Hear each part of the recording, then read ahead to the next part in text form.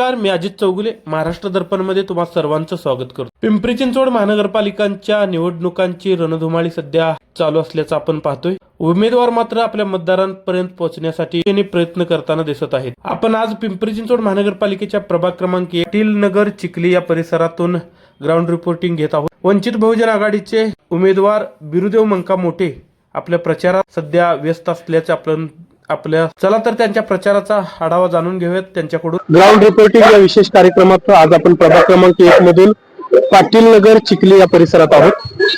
हा प्रभाग क्षेत्रफळानं आणि मतदानानं खरंतर पिंपरी चिंचवड महानगरपालिकेतील सर्वात मोठा प्रभाग आहे.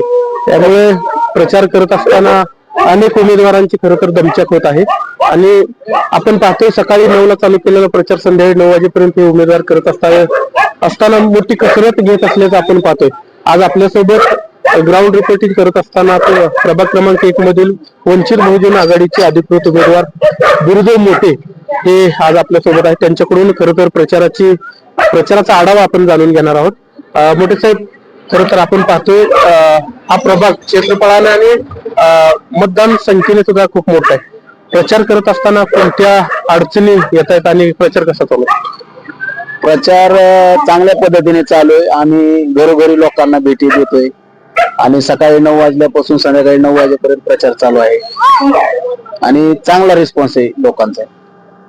क्षेत्रफळानं खूप मोठा आपला प्रभाग आहे, तर प्रचाराला वेळ लागतो असं वाटते का तुम्हाला, किंवा प्रचारासाठी कमी वेळ दिला असं वाटतं? नाही, प्रचाराला कमी वेळ भेटला आहे आणि पण आम्ही प्रयत्न सगळ्यांना होम टू होम भेटण्याचा प्रयत्न करतोय. सध्या प्रतिसाद कसा आहे नागरिकांचा प्रतिसाद श्रद्धेय बाळासाहेब आंबेडकरांच्या पाठीमाग खूप मोठा प्रतिसाद आहे. सगळ्या लोकांनी असे थांबवून भेटतात, बोलतात की बाबा तुम्ही चांगलं काम करताय असं बोलतात. आपण पाहतोय की खरं तर प्रभाग 1 मधलं चित्र स्पष्ट होत असताना राष्ट्रवादी आणि काँग्रेस महिला आपला तर पॅनल पूर्ण नाही. इतर भाजप आणि राष्ट्रवादी सोडलं तर कोणत्याही पक्षाचा पॅनल पूर्ण नाही. मग तुम्ही कोणत्या पक्षाशी युती किंवा आघाडी करण्याचा या प्रभाग 1 मध्ये प्रयत्न केला होता का? मी सध्या तर कोणाशी चर्चा केलेली नाही. मी फक्त एक मतदान मागतोय. प्रभागामध्ये सगळ्या नागरिकांना एकच मतदान मागतोय आणि बाकीचे 3 मतं जे आहेत ते तुम्हाला जो कामाचा माणूस वाटतोय त्या व्यक्तीला तुम्ही मतदान करा असं मी सर्व नागरिकांना बोलतोय. आम्ही प्रभागात फिरत असताना या प्रभागात प्रामुख्याने जर ज्या अडचणी आहेत, टावर लाईन, मैत्री वस्ती, मोरी वस्ती या भागात बघितलं तर विजेचा आणि पाण्याचा खूप मोठा प्रश्न आहे. पाटील नगरच्या ट्रॅफिकचा प्रश्न असेल किंवा रस्त्याच्या कामाचा अनेक प्रश्न आहेत. तर मतदारांमध्ये त्या प्रश्नांवरती कशा पद्धतीने तुमचा प्रतिसाद आहे किंवा ते मतदार कसे रिॲक्ट होत आहेत? आता तुम्ही बघताय की या मोरी वस्ती चिखली भागामध्ये रस्त्याचं काम पूर्ण नाही झालेलं. रस्ता आपण बघतोय की धूळ उडती.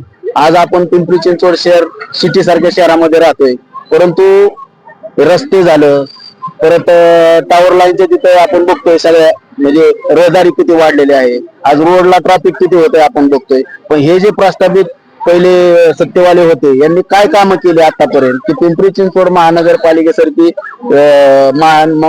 श्रीमंत महानगरपालिका नसताना पण या लोकांनी आतापर्यंत काय कामं केली हे जनता त्यांना जाब विचारणार आहे. आणि या इलेक्शन मध्ये वंचित बहुजन आघाडीच्या पाठीमागे सर्व जनता प्रभाग क्रमांक 1 मधली राहणार आहे. मोठे साहेब, आपण खरं तर बाहेरून पिंपरी चिंचवड मध्ये आलाय. बाहेरची संख्या खूप मोठी, परंतु तुमच्या समोर जे तुल्यबळ उमेदवार आहेत राष्ट्रवादी आणि भाजपचे, पैशानं खरं तर मोठे असल्याचं आपण चित्र पाहतोय. आणि प्रभागात एक ही अशी चर्चा आहे की या पैसेवाल्या उमेदवारापुढे तुमचं निभाव लागणार. तुम्ही काय सांगाल प्रभागातील नागरिकांना? आता उमेदवारांनी म्हणजे जे पुढचे उमेदवार आहेत राष्ट्रवादी आणि भाजपचे, यांनी प्रत्येक मताला 10,000 रुपये असा रेट काढलाय.